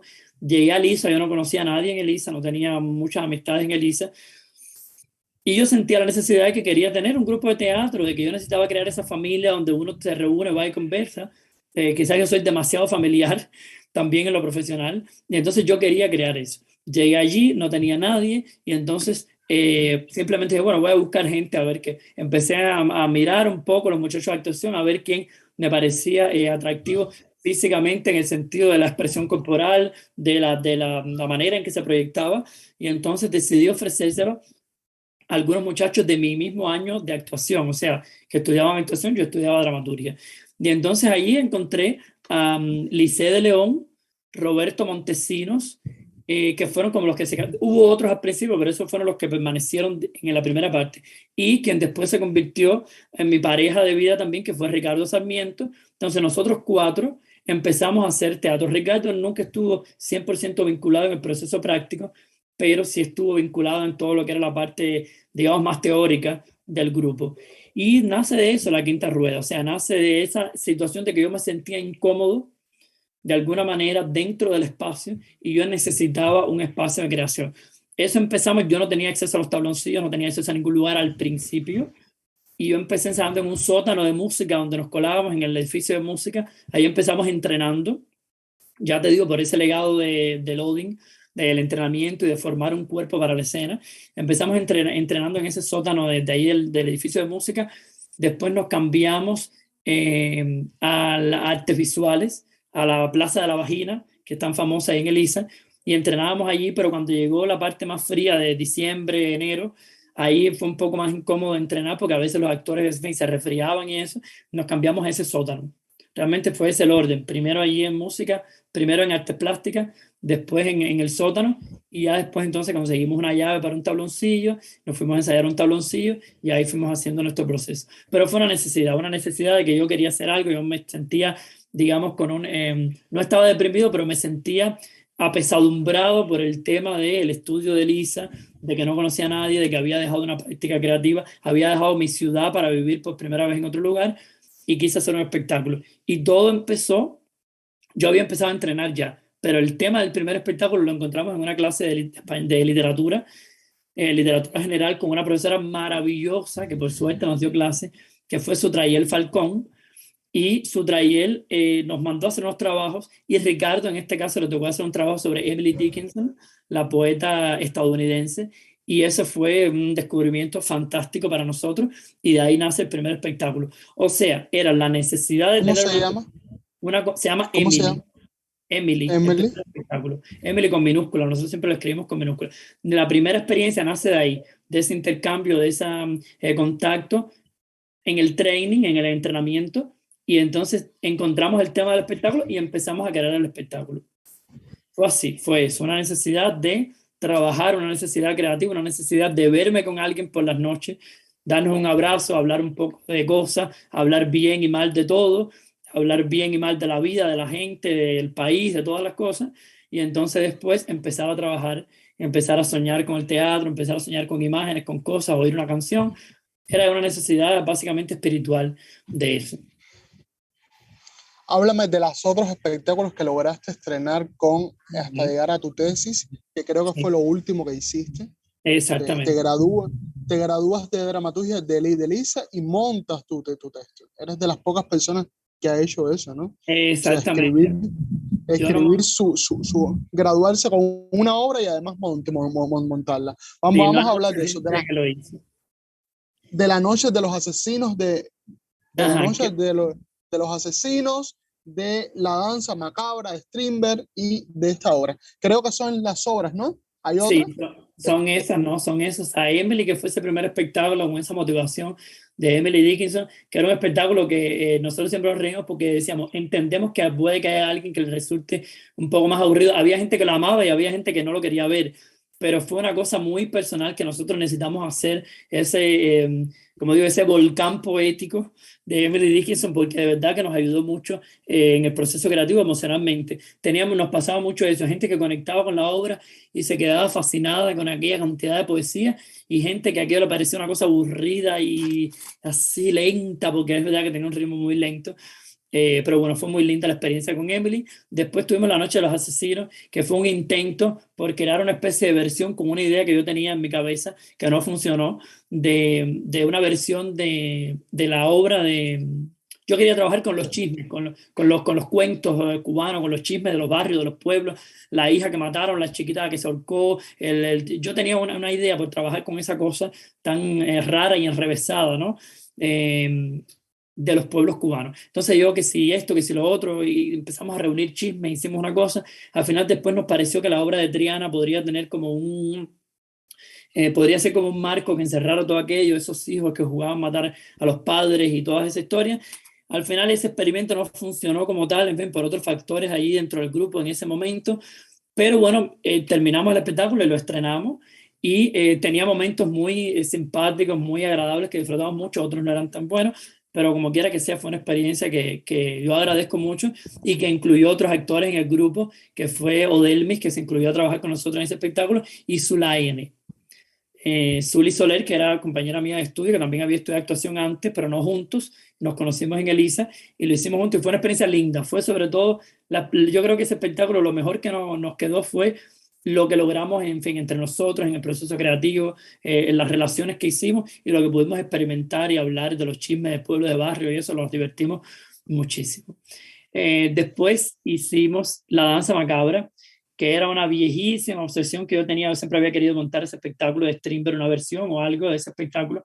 Yo había hecho cosas con la señorita Julia de Strindberg, una vez algo muy chiquitico con Sonata de Espectros, y entonces yo quería montar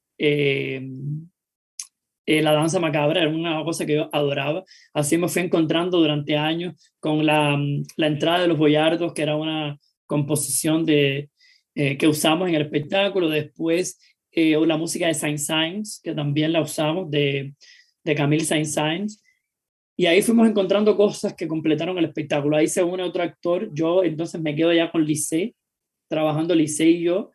Y se une Nolvin Gassiot, que trabajó con nosotros en ese tiempo, que llegó al grupo a través del Liceo, y creamos ese espectáculo en que yo también tenía parte, o sea, yo actuaba también en dos momentos muy pequeños, y montamos esa obra que era una obsesión personal, porque a mí me encantaba el ritmo de la obra y toda la idea de la danza macabra y todo como ellos iban construyendo. En fin, la obra es maravillosa, y la montamos así, ese espectáculo, que es un espectáculo que está muy en el marco tradicional, pero al mismo tiempo muy experimento, muy extraverbal, porque de pronto se movían y aparecía un personaje un poco más raro, se creaba una comunicación ahí con el público, pero sí era muy más convencional. O sea, había como toda una escenografía, una cosa muy, o sea, no era tan, digamos, experimental o completamente extraverbal, pero fue una experiencia bonita. La Danza Macabra, bueno, se puso, se estrenó, y después de eso yo me senté en trabajar en mi tesis, o sea, ya terminando La Danza Macabra, yo empezaba a escribir mi tesis ya, porque me tocaba, y había estado buscando temas, quería hacer una cosa sobre la caída del muro de Berlín, no me convenció, después quise trabajar con el tema de los sucesos de Praga, tampoco me convenció, lo veía un poco alejado. Eh, Al final escogí un tema cubano que fue la emigración, la crisis migratoria del año 94, o sea, tras el maleconazo y todo lo que ocurrió un poco después, pero específicamente lo que había pasado con la familia. Yo tengo una versión particular por discutir temas políticos en público, no me gusta, y entonces casi siempre lo hablo con amigos muy cercanos y en privado, porque las opiniones políticas siempre terminan siendo, ¿cómo se llama? Siempre terminan volteándose y creando, generando otro sistema, en fin, es una cosa muy sucia. Y entonces, pero a mí me interesaba mucho lo que había pasado con las familias y cómo la diplomacia, que es el tema central, si pudiera decirse, del espectáculo, cómo la diplomacia había cercenado y había destruido la familia. Y es muy triste que después quedar en la prensa como no, el conflicto se resolvió diplomáticamente bien o están, las relaciones diplomáticas están sobre lo estable, pero todo lo que hay alrededor de eso, ¿qué pasa? O sea, no sirve de nada que tú lo resuelvas muy bien y que tengas palabras muy lindas para resolver un conflicto si hay una serie de familias que están destruidas, que están, ¿sabes? Siendo masacradas, que fueron rotas por toda esa situación. Entonces yo hicimos entrevistas, buscamos cartas, buscamos fotos, buscamos documentos, corrimos Háblame un riesgos. poco de ese, háblame un poco de ese proceso de investigación para la escritura y el montaje de esta puesta en escena que se llamaba ¿cómo? 8 grados al ¿Cómo? noreste. 8 grados al noreste. Háblame un poco de eso, de la investigación de texto y puesta en escena. La investigación fue nosotros corrimos riesgos buscando entrevistas. A veces había gente que no quería hablar, había gente que no sabía por qué nosotros estamos averiguando sobre eso. Siempre tú tienes esta gente que viene a darte un mensajito de, oye, mira, este tema, no sé qué. En fin, todas esas series de cosas que ya sabemos cómo funcionan.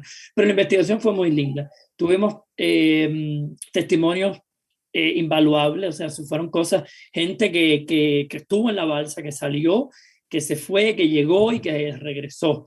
Gente que se fue, que estuvo en la base naval de Guantánamo y que cruzó la bahía de Guantánamo huyendo de regreso. O sea, gente que se fue huyendo de una situación, cayó en la base naval de Guantánamo y salió huyendo otra vez de esa situación hacia la primera situación de la que había estado huyendo.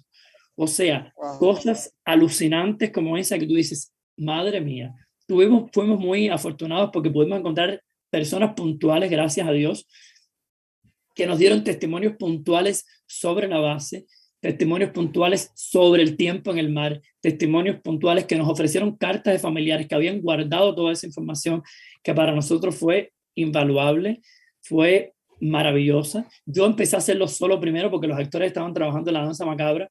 Yo empecé solo y cuando cerramos el proceso de la danza macabra, los actores se unieron al espectáculo.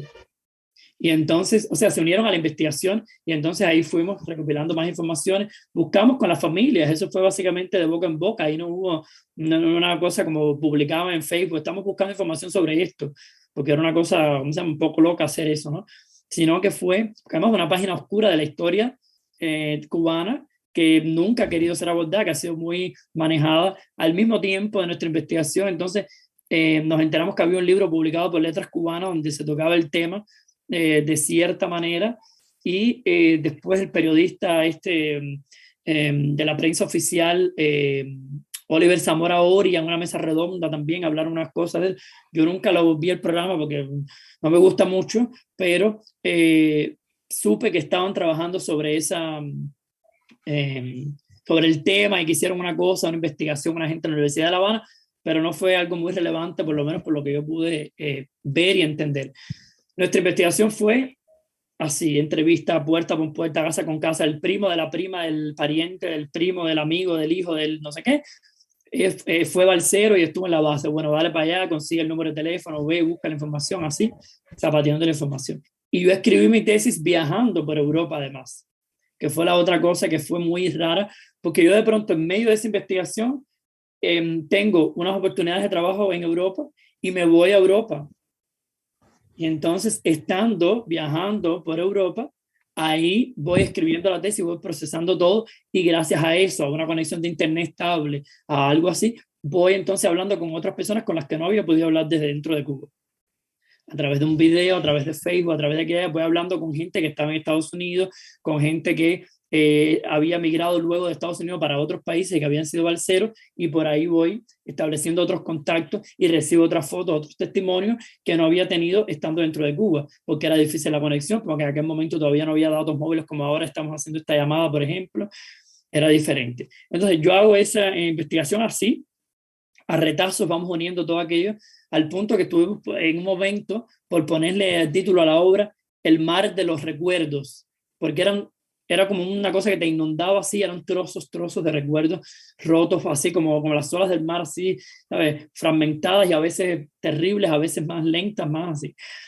Bueno, fue así la investigación. Yo escribo la tesis que presenté a Lisa, la obra que presenté a Lisa la escribo sobre ese viaje, sobre ese recorrido de casi 3 meses y medio, casi 4, por Europa. Y entonces al regreso defiendo esa tesis, pero yo no monté exactamente la obra que yo presenté a Lisa. Yo hice una versión basada en la investigación, donde está casi todo el contenido, pero no lo monté por una cuestión práctica. La obra que yo había escrito tenía varios personajes. Eh, yo no tenía tiempo para entregar la versión después de la escena, que era lo que yo quería hacer en la tesis, hacer una versión sobre la escena y después entregar esa versión final, que fue la que hice después que presenté 8 grados. Por una cuestión de tiempo, como estuve viajando, no podía hacerlo así. Entonces yo monté la investigación, pero bueno, es básicamente lo mismo. O sea, el tema de la obra, las cosas que pasan, son básicamente las mismas.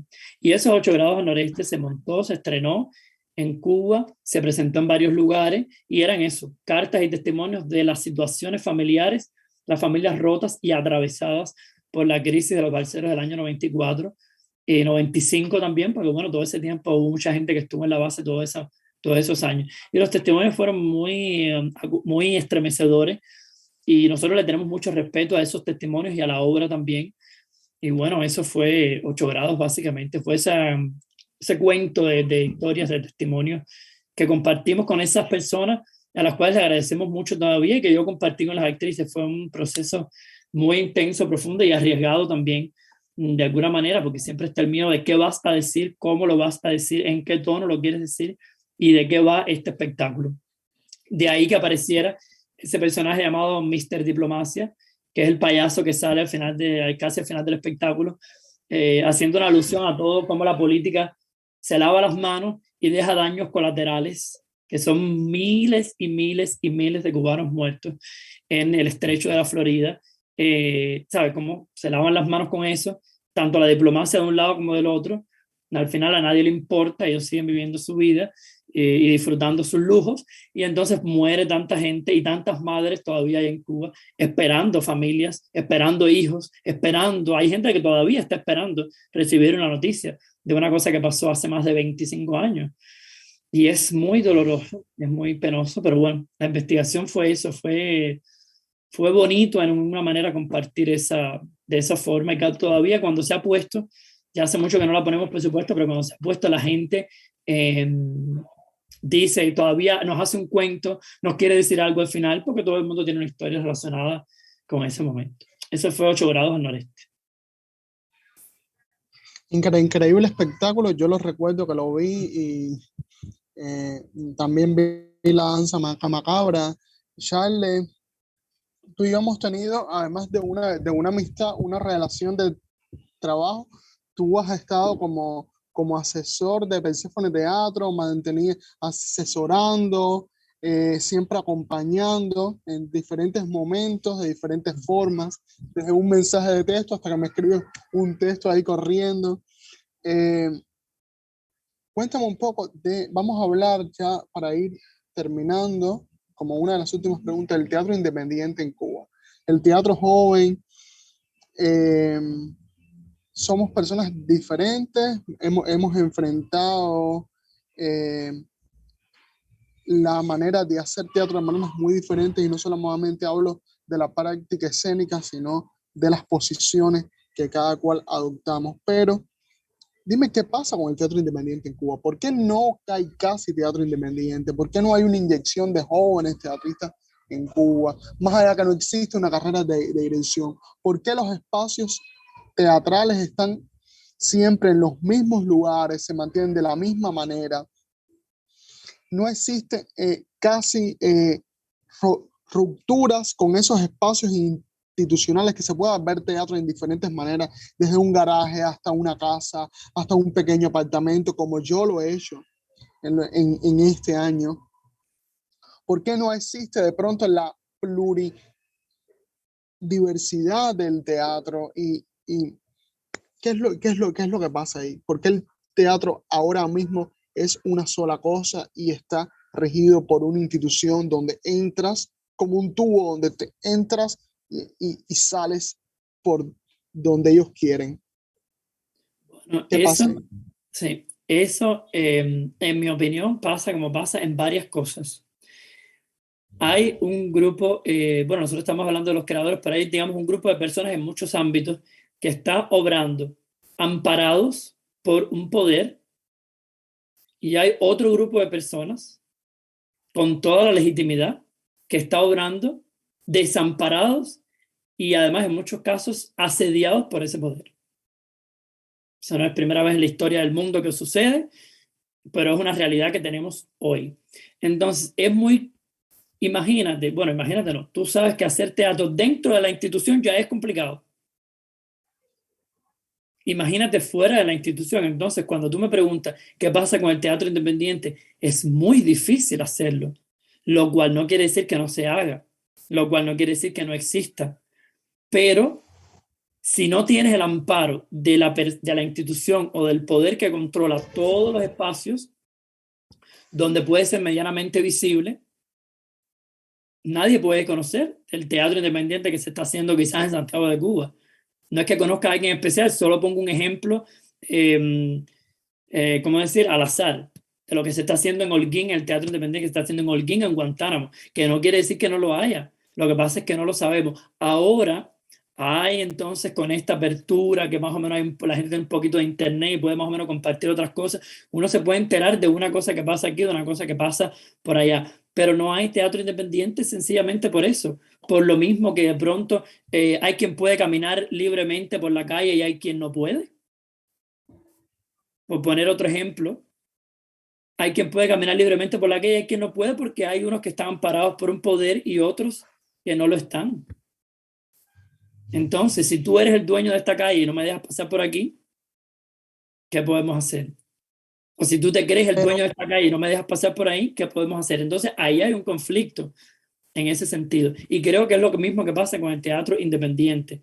Sí hay teatro independiente, sí hay gente haciendo cosas en espacios independientes, pero es difícil, la gente se cansa, se aburre, porque hay prioridades mucho más importantes, como es comer, como el clásico cuento, desayunar, almorzar y comer. La gente necesita hacer eso. Entonces la gente se cansa, se aburre. Hay quien lo hace por un año, hay quien hace un espectáculo y no puede seguir porque no tiene ánimo, porque no puede, o porque lo asedian, o porque, en fin, por 20.000 cosas que pasan, que todo, ya todo está a la luz pública. Todo se sabe. Y la gente se cansa y entonces se rompen. No hay manera de que tú te conectes abiertamente con, ¿cómo se llama?, con otra persona. No hay manera de que tú en tu espacio personal o que tú por tus medios gestiones determinado evento, determinada cosa. Yo gestioné un evento en Cuba una vez básicamente con mi dinero, después de haber trabajado aquí un tiempo haciendo teatro, ¿cómo se llama aquí? Haciendo una gira que hicimos. Trabajé con un grupo de teatro aquí, tenía algo de dinero y gestioné uno de los eventos de las jornadas vivas que nosotros quisimos hacer, fue básicamente con mi dinero. Y no lo podía hacer solo con mi dinero, tuve al final que pedir los permisos y las cosas y los apoyos y los qué sé yo, y demostrar 100 veces que aquello no tenía nada que ver con política, que no me interesaba y toda esa historia, para recibir un apoyo de alguna manera. Entonces, imagínate el que lo quiere hacer, pero quiere hacerlo de manera independiente, no lo puedes hacer de manera independiente. Cuando digo no lo puedes hacer es entrecomillado, porque sí lo haces, pero te cansas, te obstinas, te aburre, es demasiado. Hay gente que no puede soportar esa presión. Además, sobre todo hay gente que no puede entender que hacer algo tan simple se vuelva algo tan complejo. Simple en el sentido de que hacer algo tan natural se vuelva a ser algo tan complejo.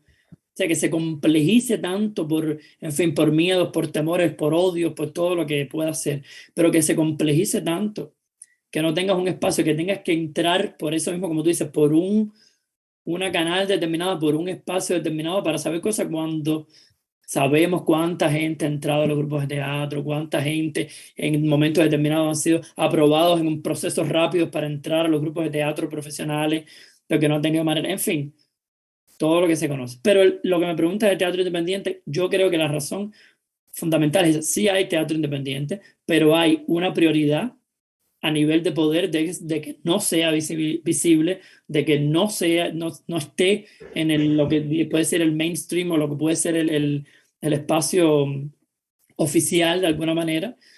Y bueno, creo que la realidad está cambiando y creo que va a seguir cambiando de alguna manera en el sentido de que va a ser cada vez más difícil controlar qué cosa es ese espacio primordial, qué cosa es ese espacio oficial, porque esos márgenes se están desligando todo el tiempo. Ya ha pasado en muchos lugares del mundo, creo que Cuba no va a ser la excepción de que eso no pase.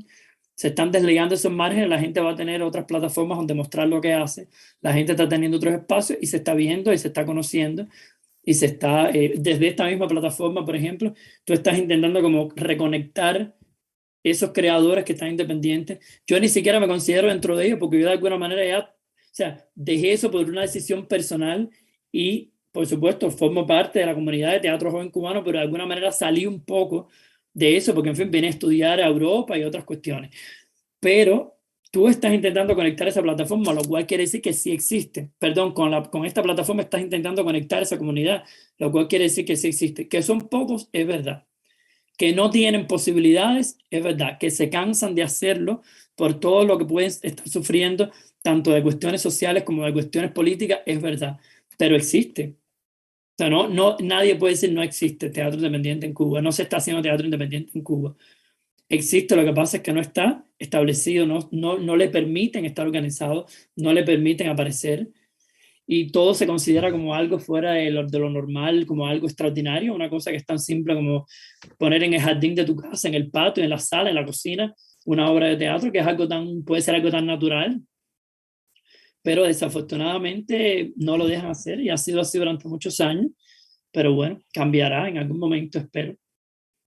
Y no solamente desde el ámbito independiente, sino estamos hablando de que hay una política cultural y hay todo un pensamiento para, por ejemplo, tú como la quinta rueda, estuviste, trabajabas totalmente independiente, pero de alguna manera había un diálogo siempre continuo con la institución, ya sea con el Instituto Superior del Arte, con la Asociación Hermanos Ahí, con el Consejo Nacional de las Artes Escénicas. Había un diálogo con esa institución y había una conexión con ella para poder, de alguna manera, como mismo pasó como mismo me contaba Roberto Salas en uno de los programas anteriores, que así logra sobrevivir Gigantería haciendo un pacto con la oficina del historiador, con la agencia actuar. Siempre hay que establecer contacto, porque solo independiente eres, de pronto, eres un disidente.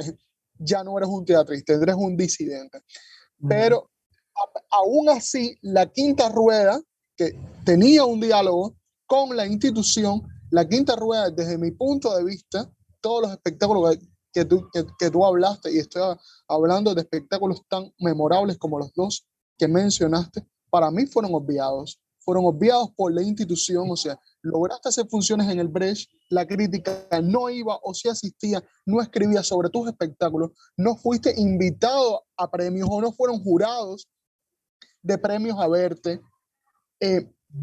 Yo pienso que hay una política cultural no solamente contra el teatro independiente, sino también contra el teatro joven, contra los jóvenes, que hay unos maestros establecidos con una carrera hecha y es imposible que los jóvenes creen nuevos canales si no se atiende, si no se apoya a estos jóvenes creadores, directores. Y creo que tú fuiste un poco parte de eso y la quinta rueda fue parte de eso. ¿Por qué tu último espectáculo no tiene un Villanueva? A veces uno se pone a pensar y dice, bueno, Charles, que nunca ha marcado ninguna posición política ni pro ni contra el régimen cubano.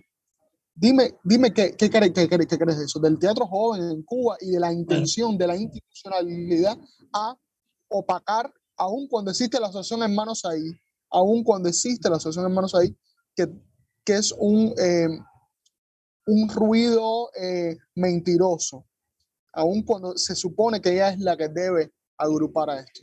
Dime qué tú crees al respecto de eso. bueno, yo en mi caso particular, yo tengo que decir que hay un detalle muy importante. Yo nunca hice casi ningún esfuerzo porque mis espectáculos fueran vistos. Yo tengo que ser sincero, yo nunca insistí en que los espectáculos fueran vistos. Puse donde me dejaron poner, puse donde me dieron la posibilidad, donde yo pregunté, pero tampoco nunca estuve pidiendo constantemente. O sea, vamos a poner aquí, la danza macabra se puso en el Brecht porque Nolvin Casiot fue quien gestionó todo eso, él fue quien se movió, buscó y por eso se puso, yo no hice nada para que se pusiera en el Brecht. Yo la quería poner en el espacio donde estaba ensayando, gracias a una amistad con las personas que tenía, que era en el Arca, donde yo estaba ensayando, y gracias a eso se puso ahí el espectáculo.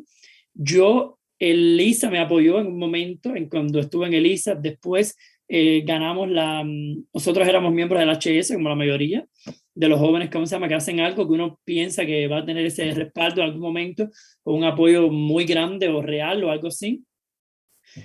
Gané la beca aquella, ganamos la beca aquella Milanés porque no tenía otra manera de conseguir dinero, apliqué para esa beca, me dieron ese dinero y con eso hice el espectáculo y fue así. ¿Por qué no fue la visibilidad? Yo creo, yo no diría que hay una política marcada en contra, sino que diría que hay una política marcada para ignorar la mayoría de esas cosas que ocurren. Yo sé, para ignorarlo, o sea, ni siquiera es en contra, porque cuando tú estás en contra de algo, quizás tú lo visibilizas más, pero cuando tú lo ignoras es como que eso no existe, eso es como una cosa, ¿sabes? Muy amateur, muy de dos o tres gente que se reunieron, hicieron algo y pasó de largo, así como si nada. Yo te digo, nunca tuve un interés en estar visiblemente, ni estar parte, ni en formar parte, ni estar en los teatros, que lo que hacía, lo ponía donde podía, la gente que lo veía, y ese era el contacto que para mí era suficiente.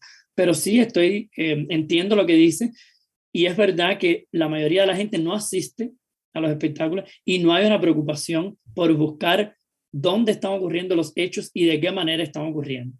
Eso pasa, en mi modo de ver, cuando tú tienes una sola institución que rige todo lo que está pasando. Cuando tienes una pluralidad de instituciones, que pluralidad es una palabra que prácticamente en Cuba no existe, no se puede usar, pero cuando tú tienes una pluralidad de instituciones, siempre va a haber instituciones preocupadas por esto, la otra preocupada por lo otro, y todas tienen como un espacio donde pueden hacerse visibles, donde pueden mostrar lo que les interesa. Cuando tienes una sola institución, va a ser visible solo lo que a esa institución le interesa. Entonces, lo que esa institución ignora, pasa de largo. Lo que esa institución reconoce, bueno, entonces queda registrado en los espacios que todo el mundo ve porque todos esos espacios los controla la misma institución. Es básicamente eso. O sea, yo ni siquiera, fíjate que ya te digo, no es ni siquiera en contra, porque cuando tú estás en contra de algo, a veces le das más importancia, le das más fuerza, lo visibilizas, aparece, porque tú dices, eso no, eso no, eso no, pero mientras más dices eso no, más se ve eso. Es como ignorarlo. O sea, eso no puede salir, eso no puede salir aquí, eso no puede verse por acá, eso no puede verse por allá. De los espectáculos de nosotros se le dieron visibilidad en algunos casos. Salió una vez, salieron entrevistas en Cubescena, salieron entrevistas en una entrevista, no, dos párrafos en Juventud Rebelde una vez, que escribió, creo que fue Fran Padrón, salieron cosas en la Jiribilla, por aquí y por allá, donde se escribía. Pero también sabemos que esos son medios que igual pasan así, ¿sabes? Como tampoco son tan vistos, tampoco es que sean los más leídos, y tampoco hay una comunidad. La gente está ocupada en otras cosas, la realidad es compleja, es dura, la gente necesita comer y necesita buscar otras cosas y todo va pasando así, de largo, va pasando así, como nada. Y es verdad que no hay posibilidad cuando tú quieres crear una institución, cuando quieres crear un grupo, cuando quieres crear una manera de reunirte, no es posible, por muchas razones, por razones económicas, por razones políticas, por todo tipo de razones. Y cuando tú dices, no, mira, yo tengo la manera de hacerlo, bueno, entonces siempre va a haber una excusa para que no lo puedas hacer. Es triste, yo no quisiera que fuera así, pero es así. Y como bien tú dices, yo siempre tuve, o sea, mantengo, no siquiera tuve, mantengo un diálogo porque las personas que trabajan en las instituciones son amistades mías, tengo mucho, ¿sabes?, buenas relaciones con ellos, pero Es así, desafortunadamente, no se puede decir de otra manera porque es lo que los hechos están demostrando de que no se puede hacer, lamentablemente. No se puede crear una relación, no hay redes, no se pueden crear redes.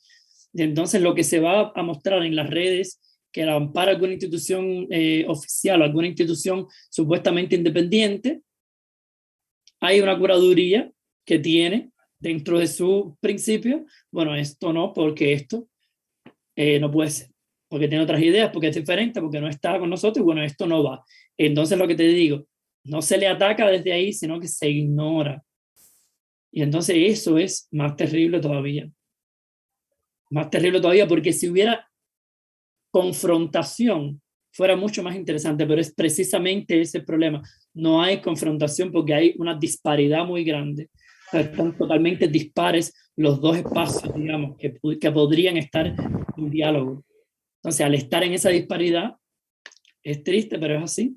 Es el ejemplo que te ponía. Hay quien puede caminar libremente por la calle porque están parados y camina sin miedo, pero hay otro grupo que camina con miedo porque no están parados por nada ni por nadie. Entonces hay una disparidad y es muy injusto realmente, es muy, muy injusto. Pero es así. ¿Qué pasa con la quinta rueda ahora? Tú estás fuera de Cuba. Sí. Háblame, para ir cerrando, háblame un poco de lo que estás haciendo por Alemania, de cómo te fuiste y qué pasa con la quinta rueda. Bueno, ¿Sigue la quinta rueda rodando? ¿Seguirá rodando? yo vine a estudiar un máster en arte, es lo que estoy haciendo aquí, y yo salí por eso básicamente, o sea, fue una oportunidad a través de una beca, a través de algunas cuestiones, entonces salí a estudiar. Bueno, la quinta rueda, nosotros seguimos conectados y seguimos pensando maneras de trabajar. Después de eso, lo que hemos hecho básicamente ha sido como reconstruir algunos textos de los espectáculos a través de notas de las actrices, como intentar recuperar lo que habíamos hecho hasta aquí para intentar archivarlo de la mejor manera posible. Es lo que hicimos básicamente durante el primer año que yo estuve fuera. Ya casi hace 2 años que no estoy completamente a tiempo completo en Cuba. Eh, entonces lo que hemos ido haciendo ha sido recuperar eso y ahora empezamos como a hacer algo, como también vino el tema de la pandemia, es difícil encontrarse, ensayar, sobre todo las actrices en Cuba. Hemos intentado recuperar, estamos intentando mantener y preparar algo que pueda hacerse quizás de manera digital o crear una manera de trabajo que pueda hacer a través de esta vía. A través de esta vía, en algún sentido, como ir discutiendo algunos temas, trabajar algunos tópicos. Lo que hicimos en 8 grados al noreste nos interesó mucho esa manera de trabajar, esa investigación colectiva donde tú aportas, yo aporto y trabajamos con nuestros referentes. Así que yo me imagino eh, que sea eso lo que hagamos.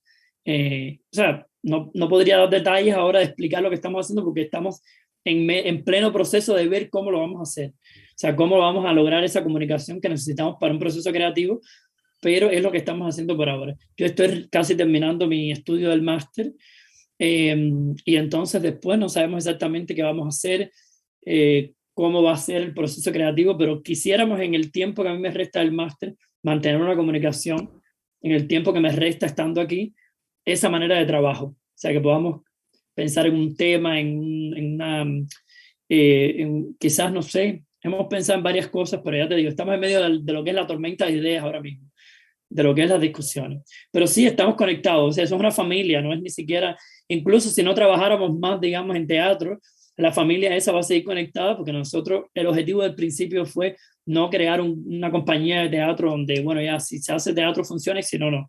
La idea fue crear una familia donde de alguna manera estuviéramos conectados y es el sentido de grupalidad que aprendimos del teatro latinoamericano, de los grupos y bueno, también del Odin y eso, conectando con lo primero que estamos hablando. Estamos conectados, cada una de las actrices y de los miembros hace sus cosas independientes, yo hago mis cosas independientes también, pero nos reconectamos cada cierto tiempo, discutimos cosas y nos ponemos al tanto de los temas, ¿no? Nos ponemos al tanto de qué tú estás haciendo, qué estoy haciendo yo, qué nos interesa, qué intereses comunes tenemos y por ahí vamos creando.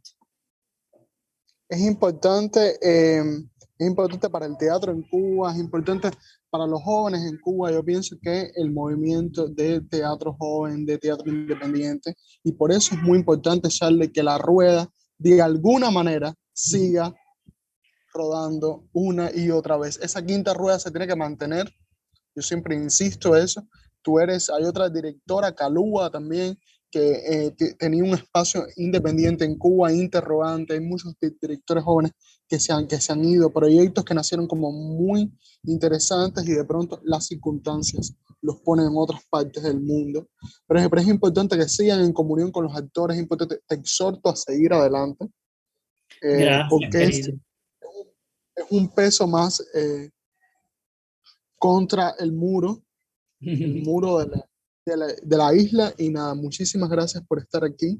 Muchísimas gracias por hablar conmigo y por tener siempre esa majestuosidad para poder compartir tus experiencias, tus conocimientos desde la calma y desde la sabiduría. Muchísimas gracias, Charles. Gracias a ti por la invitación, un placer conversar contigo, a pesar de que he estado hablando así, un poco apurado porque tengo que salir de viaje casi ya, pero un placer enorme conversar contigo, discutir estos temas que son tan complejos y que siempre ayudan o que pueden ayudar lo que uno medianamente pueda apostar según su experiencia, según lo que ha hecho a eso. Así que nada, un placer verte, hablar contigo después de tanto tiempo. Y nada, seguimos en el teatro, nos queda mucho más. Seguimos en el teatro, la quinta rueda seguirá rodando y Perséfone Teatro seguirá viajando de los infiernos a la tierra. Un gran abrazo. Un abrazo, querido, gracias.